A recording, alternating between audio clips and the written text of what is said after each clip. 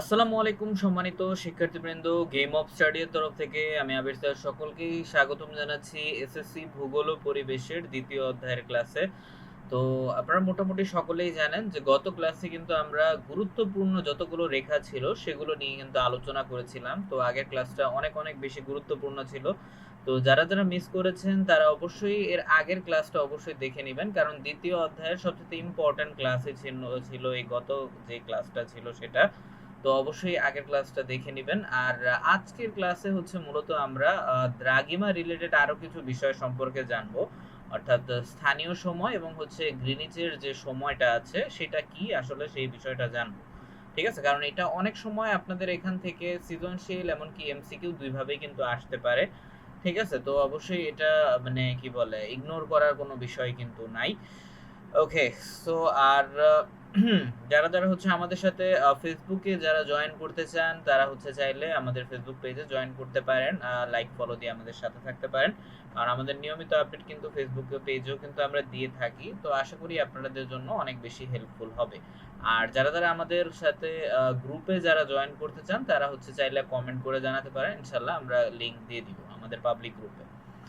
আচ্ছা, তো আমরা হচ্ছে তাহলে স্টার্ট করতেছি। আজ মূলত আলোচ্যের বিষয় হচ্ছে যে দ্রাঘিমা আসলে কিভাবে বের করা হয়, দ্রাঘিমা রেখা কি, এই সেই এগুলো নিয়ে আলোচনা আমরা কিন্তু আগের ক্লাসে কিন্তু করেছি, সেই গুরুত্বপূর্ণ রেখার ক্লাসে।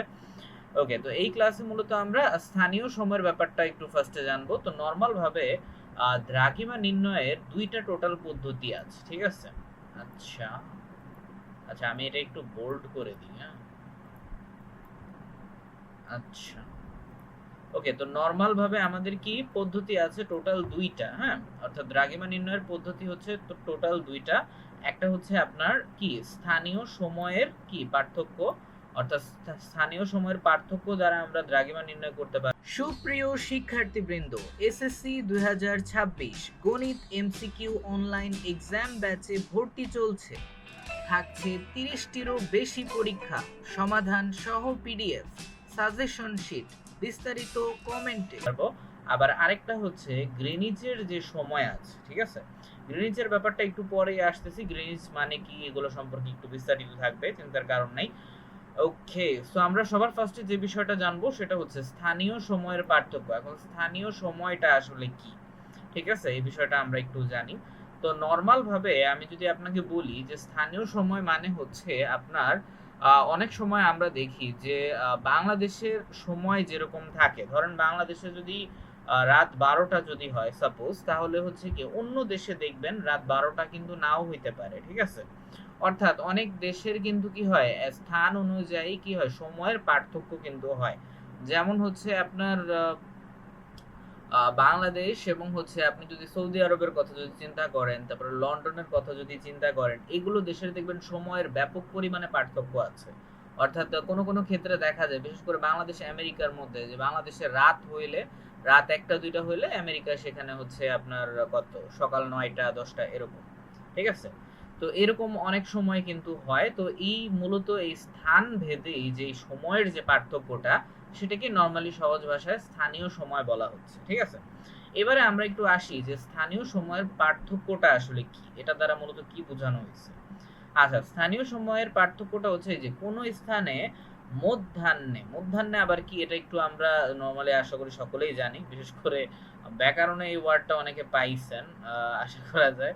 তো মধ্যাহ্ন যেটা আছে সেটা হচ্ছে দিনের মধ্যভাগ যেটা আছে, নরমালি আমরা যেটাকে দুপুর বলি আর কি। হ্যাঁ, আচ্ছা, দুপুরে যখন কি হয় সূর্য ঠিক মাথার উপরে আসে, ঠিক আছে, তখন হচ্ছে কি দুপুর 12টা ধরে প্রতি কি 4 মিনিট সময়ের পার্থক্য, দ্রাঘিমার পার্থক্য হয় 1 ডিগ্রি, ঠিক আছে? আচ্ছা, তো অনেক ঘুরে পেঁচায় কিন্তু লেখছে, তো এটা ইজি ভাবে আমরা একটু বলতে পারি যে 1 ডিগ্রি যদি হয়, যদি দ্রাঘিমায় যদি দেখেন দ্রাঘিমার পার্থক্য 1 ডিগ্রি, তার মানে বুঝতে হবে পার্থক্য হয়েছে কত মিনিটের, 4 মিনিটের। ঠিক আছে, তো আশা করি বুঝতে পেরেছেন। তো নর্মাল ভাবে আমরা বুঝলাম যে 1 ডিগ্রি সমান নর্মালি কত ডিগ্রি এর পার্থক্য হয়, মানে সরি কত মিনিটের পার্থক্য হয়, 4 মিনিটের পার্থক্য হয়, ঠিক আছে? ওকে, আর যদি অর্থাৎ নর্মাল ভাবে বলতে গেলে যে 1 ডিগ্রি সামনে আগানো মানে হচ্ছে 4 মিনিট আগে বাড়ানো। ওকে, তো আপনারা আশা করি বুঝতে পেরেছেন। কারণ এই বিষয়টা বারবার কেন বলতেছি, কারণ এটা অনেক বেশি গুরুত্বপূর্ণ। বিশেষ করে আপনার ৩য় অধ্যায়েও এটা কাজে লাগবে। দ্রাঘিমা রিলেটেড অনেক ম্যাথ আছে। তো সেগুলো তো আমরা যাব, চিন্তার কারণ নেই। তো বেসিক বিষয়গুলো একটু খেয়াল রাখবেন অবশ্যই। আচ্ছা, তো এবারে দেখেন পরবর্তীতে বলা হচ্ছে যে এখন আমরা সহজে হিসাব করতে পারি কোন স্থানে এই যে দুপুর ১২টা হয় যদি, তাহলে সেখান থেকে ১০ ডিগ্রি পূর্বের কোন স্থানের সময় হবে, অর্থাৎ ১২টা যদি হয় ১০ ডিগ্রি পূর্বে। ঠিক আছে? এখন একটা বিষয় অবশ্যই গুরুত্বপূর্ণ, সেটা হচ্ছে আমরা কিন্তু দিক নির্দেশনাটা কিন্তু শিখিয়েছিলাম। ঠিক আছে? এই যে মাথার উপরে সবসময় থাকবে উত্তর, তারপরে হচ্ছে কি এই যে অপোজিটটা অবশ্যই দক্ষিণ, আর ডান সাইডটা অলওয়েজ থাকবে কি পূর্ব। ঠিক আছে? আচ্ছা, আর একটা বিষয় সবসময় খেয়াল রাখবেন, যখনই পূর্বে থাকবে, ঠিক আছে, যদি পূর্বে থাকবে যদি কোনো কিছু মানে কি বলে ডিগ্রি বা হচ্ছে স্থান যদি পূর্বে যদি থাকে, তাহলে অবশ্যই সেখানে আপনি টাইমটা যোগ করে দিবেন। ঠিক আছে? আর যদি পশ্চিমে যদি থাকে, এটা আপনাকে উল্লেখ করে দেওয়াই থাকবে। কিছু কিছু ক্ষেত্রে উল্লেখ করে দেওয়া নাও থাকতে পারে, সমস্যা নাই। সেক্ষেত্রে আপনি কিভাবে বের করবেন সেটাও আমি বলে দিব না, চিন্তার কারণ নেই। আপাতত এটা লাগতেছে না। ঠিক আছে? তো আমরা আচ্ছা মাইনাস একটু ভালো করে দেই। হ্যাঁ, তো পশ্চিমে থাকলে আপনি মাইনাস করে দিবেন। ঠিক আছে? তো এখানে যেহেতু আমাদের পূর্বে বলছে, তার মানে ১০ ডিগ্রি কি অবশ্যই যোগ করতে হবে। এখন ১ ডিগ্রি যদি ৪ মিনিটের যদি পার্থক্য হয়, তাহলে কি ১০ কে ৪ দ্বারা যদি আমরা গুণ করি তাহলে কত হয়? ৪ ১০ এ ৪০, অর্থাৎ ১২টা ৪০ মিনিট হবে ওই জায়গাটায়। বুঝা গেছে? কারণ যেহেতু আমাদের বলতেছে যে ১০ ডিগ্রি পূর্ব। ওকে? আবার যদি এখানে বলতো যে ১০ ডিগ্রি পশ্চিমে, তাহলে সেক্ষেত্রে আমরা কি করতাম? এই যে ৪০ মিনিট যেটা আছে সেটা আমরা মাইনাস করে দিতাম। অর্থাৎ সেক্ষেত্রে আপনার সময়টা হইতো কত? সেক্ষেত্রে সময়টা হইতো ১১টা ২০।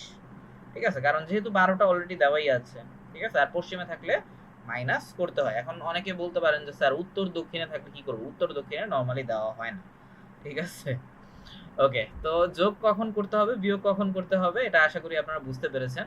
আবার দেখেন এই যে পরবর্তী বিষয়টা এই যে এখানে বলেই দিয়েছি, ওই সেম কথাটা একটু আগে আমি যেটা বললাম, এই যে ১০ ডিগ্রি পশ্চিম দিকে যদি হয়, তাহলে ১২টা থেকে এই যে ৪০ মিনিট মাইনাস, অর্থাৎ ১১টা ২০ বসবে তাহলে।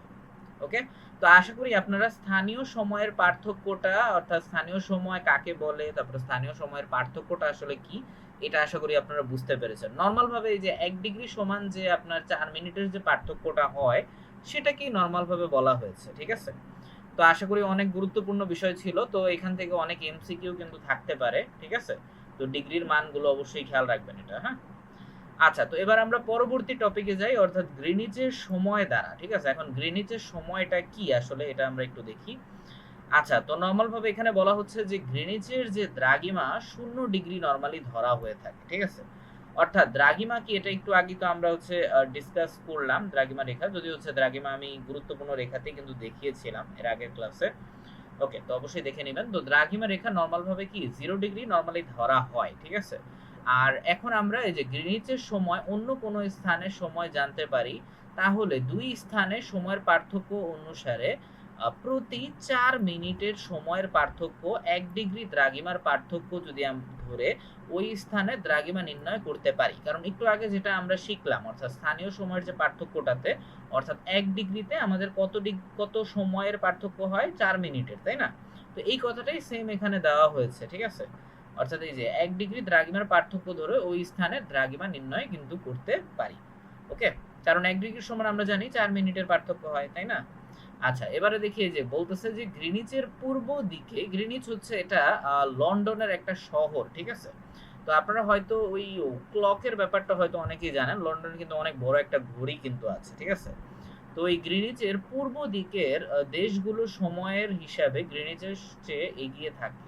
ঠিক আছে? অর্থাৎ পূর্ব দিকের যে ভৌগোলিক অবস্থানের যে দেশগুলো আছে, সেগুলো কি নরমালি সময়গুলো আগিয়ে থাকে বা হচ্ছে সামনে আগানো থাকে বা অনেক পরিমাণে আরকি মানে ফাস্ট থাকে আরকি সময়গুলো, হ্যাঁ? আবার গ্রিনিচের পশ্চিম দিকে অবস্থিত যে দেশগুলো আছে, সেগুলো সময় কি থাকে? পিছিয়ে থাকে। ঠিক আছে? কারণ পশ্চিম দিকে যেগুলো থাকে নরমালি, কারণ পশ্চিমে থাকলে আমরা জানি কি করতে হয়? মাইনাস করতে হয়, তাই না? আর পূর্বে থাকলে যোগ করতে হয়। তো এজন্য পূর্বে যে দেশগুলো থাকে সেগুলো হচ্ছে আপনার সময়ের পার্থক্যটা অনেক কি বলে? অনেক সামনে থাকে আরকি, হ্যাঁ? আর পশ্চিমেদের থেকে মানে পশ্চিমে যে দেশগুলো অবস্থিত সেই দেশগুলো হচ্ছে পূর্ব দেশগুলোর তুলনায় হচ্ছে কি থাকে একটু পিছিয়ে থাকে। ঠিক আছে? এজন্যই আমরা অনেক সময় কি করি যে সময়ের যে পার্থক্যটা সেখানে দেখতে পারি যে বাংলাদেশে ২টা বাজে, অন্য দেশে হচ্ছে কি বলে রাতও হয় নাই এরকম অবস্থা আরকি, হ্যাঁ? তো এরকম হয় অনেক সময়, হ্যাঁ? তো এই যে বাংলাদেশে গ্রিনিচ থেকে এই যে ৯০ ডিগ্রি পূর্বে অবস্থিত বলে বাংলাদেশের সময় এই যে ৬ ঘন্টা এগিয়ে আছে। ঠিক আছে? তো বাংলাদেশের নরমালি হচ্ছে গ্রিনিচের এই দ্রাঘিমা যেটা আছে সেটা নরমালি ৯০ ডিগ্রি এর পূর্বে। ঠিক আছে? ৯০ ডিগ্রি এর পূর্বে যেহেতু ১ ডিগ্রি আমরা জানি সমান কত মিনিট? ৪ মিনিট, তাই না? ৯০ কে ৪ দ্বারা হচ্ছে নরমালি গুণ করেন। তাহলে অত মিনিট অর্থাৎ নরমালি আমরা বলতে পারি যে ৬ ঘন্টা যেটা। অর্থাৎ ৪ নং ৩৬। ঠিক আছে? কারণ আমরা জানি ৬০ মিনিটে নরমালি যদি ১ ঘন্টা যদি হয়, তাহলে ৬ ঘন্টা নরমালি আগায় আছে বাংলাদেশ। ঠিক আছে? তো আশা করি বুঝতে পেরেছেন। তো এভাবে এই যে দ্রাঘিমার সময় এবং সময়ের মাধ্যমেই দ্রাঘিমা নির্ণয় করা হয়। ঠিক আছে? এই লেকচারটা অনেক, অনেক বেশি গুরুত্বপূর্ণ কিন্তু ছিল। তো যেগুলো আমি বলেছি অবশ্যই ভিডিও পজ করে অথবা হচ্ছে তারপরেও যদি কোনো বিষয়ে সমস্যা যদি থেকে থাকে, তাহলে অবশ্যই কমেন্ট করতে ভুলবেন না। ইনশাআল্লাহ আমি চেষ্টা করব আপনাদের খুব ইজি ভাবে বিষয়গুলো এক্সপ্লেন করে দেওয়ার। আর চেষ্টা করব আপনাদের কমেন্টগুলো রিপ্লাই দেওয়ার যদি কোনো প্রবলেম থেকে থাকে। ঠিক আছে? ওকে। আর যারা হচ্ছে এসএসসি 26 ব্যাচের যারা রয়েছেন, যারা হচ্ছে ম্যাথের এমসিকিউ যেই এক্সাম আছে সেটা যারা যদি জয়েন যদি করতে চান, তাহলে আমি কমেন্ট বক্সে কিন্তু লিংক কিন্তু দিয়ে দেওয়া আছে। চাইলে আপনারা জয়েন করতে পারেন। ঠিক আছে? তো সরাসরি আমার সাথে হোয়াটসঅ্যাপে যোগাযোগ করতে পারবেন। ওকে, সো এই ছিল আজকের ক্লাস। ইনশাআল্লাহ হচ্ছে আমরা পরবর্তী ক্লাসে আরো কিছু গুরুত্বপূর্ণ বিষয় নিয়ে আলোচনা করব। এই যে আন্তর্জাতিক তারিখ রেখা, এই বিষয়টা অনেক গুরুত্বপূর্ণ। তো এই বিষয়টা নিয়ে আলোচনা করব নেক্সটে। ঠিক আছে? কারণ এখানে আরো অনেক বিষয় কিন্তু আছে যেগুলো অবশ্যই অনেক গুরুত্বপূর্ণ আপনাদের এক্সামের জন্য। ওকে, সো অবশ্যই ক্লাসগুলো ভালো করে মনোযোগ সহকারে করলে আশা করা যায় আপনি যেই টিচারের কাছেই পড়েন না কেন বা টিচার না হলেও আপনি ক্লাসগুলো ফলো করলে ইনশাআল্লাহ আপনাদের পরীক্ষায় কমন করবে। ওকে, সো আজ তাহলে আমি আবির স্যার এখান থেকে বিদায় নিচ্ছি। নেক্সট ক্লাসের জন্য আমন্ত্রণ রইল।